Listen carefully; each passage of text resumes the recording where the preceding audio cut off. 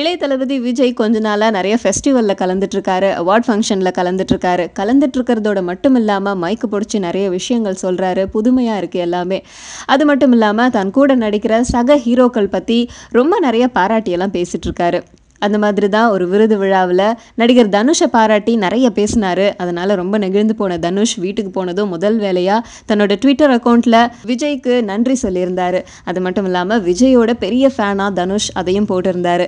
அது மட்டும் இல்லாம விஜய் இன்னும் நெறைய பேர வந்து பாராட்டிட்டே இருக்காரு. அதுல ரொம்ப முக்கியமானவர் யாரு அப்படின்னா சிபிராஜ். சிபிராஜ் இப்போ நடிச்சிட்டு இருக்கிற நாய்கள் ஜாக்கிரதை அப்படிங்கிற படத்துடைய டீசரை பார்த்தேன். ரொம்ப நல்லா இருந்துச்சு. இந்த படம் மூலமா நீங்க இன்னும் பெரிய ஆள் ஆவீங்க. இந்த படம் பெரிய டர்னிங் பாயிண்ட்டா உங்களுக்கு அமைய போகுது அப்படின்னு பர்சனலா ஃபோன் பண்ணி சொல்லியிருக்காராம். ரொம்ப நாள் கழிச்சு நாய்கள் ஜாக்கிரதை அப்படிங்கிற படம் மூலமா நம்ம சிபிராஜ் வந்து ரீஎன்ட்ரி கொடுக்க போறாரு. ஸோ அந்த படம் வந்து பெரிய டர்னிங் பாயிண்ட்டா இருக்கணும் அப்படின்னு சொல்லிட்டு அவர் ரொம்ப எதிர்பார்ப்போட இந்த படம் நடிச்சிட்டு இருக்காரு. இந்த மாதிரி நேரத்துல நடிகர் விஜய் இந்த மாதிரி ஒரு ஃபோன் கால் கொடுத்து தன்னை உற்சாகப்படுத்தினது ரொம்ப சந்தோஷமா இருக்கு அப்படின்னு தெரிவிச்சிருக்காரு.